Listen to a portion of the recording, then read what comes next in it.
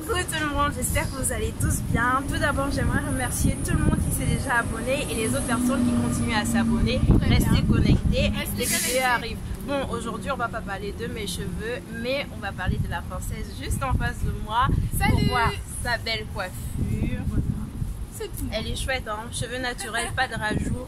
Donc, si vous êtes intéressé par la vidéo, restez connectés et vous allez voir comment tout ça s'est préparé. Alors, à tout de suite, restez connectés.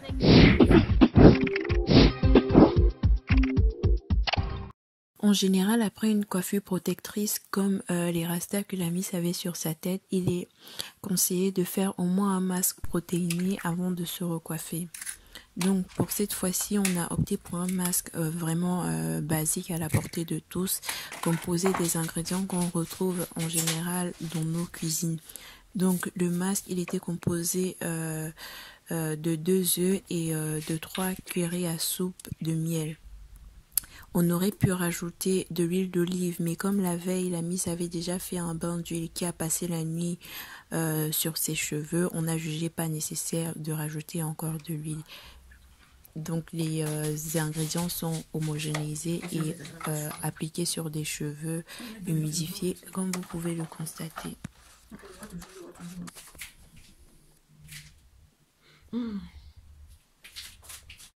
J'ai commencé par défaire les grosses tresses avec lesquelles elle a dormi après qu'elle ait fait son bain d'huile, et je préfère appliquer le masque directement avec mes mains. Ça me permet de mieux répartir le produit dans les cheveux et aussi d'apprécier l'effet que ça a sur les cheveux.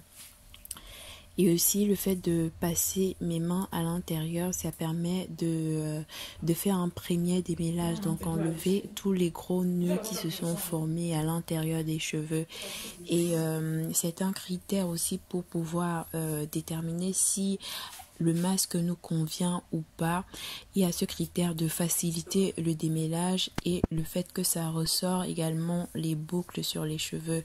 Là, à vue d'œil, on peut faire la différence déjà entre la partie où le masque a été appliqué et où il n'y a pas encore le masque, parce que cette partie, les cheveux sont beaucoup plus bouclés et détendus. Comme vous pouvez le voir, j'arrive à passer mes mains tranquillement, ce qui ne serait pas possible si j'appliquais que de l'eau ou bien si j'avais appliqué que de l'huile. Donc c'est vraiment un masque qui est à la fois permet de faire un premier démêlage.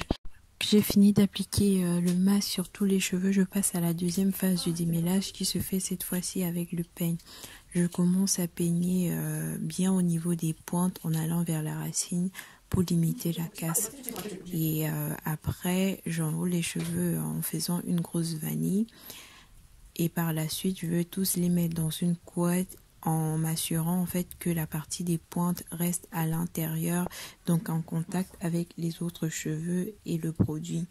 On va ensuite mettre un chapeau avec le tissu plastique, enfin en plastique à l'intérieur, pour générer la chaleur. Si vous n'avez pas ce type de chapeau, utilisez un sac plastique, ça le fait aussi.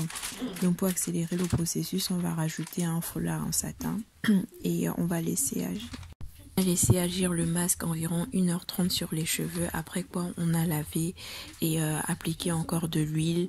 On a mis de l'huile de coco et de l'huile de ricin. Donc maintenant on va passer à la partie coiffure. Là, en ce qui concerne la coiffure, on va faire les vanilles, mais je préfère commencer à la racine en faisant les nattes couchées.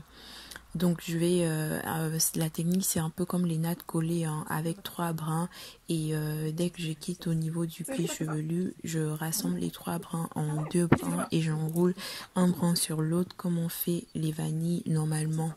En fait, je préfère commencer par des nattes collées parce que déjà ça va éviter le gonflement des cheveux à la racine, ce qui accélère souvent le vieillissement, et ça permet aussi que les lignes qu'on a tracées pour démarquer les cheveux restent claires beaucoup plus longtemps.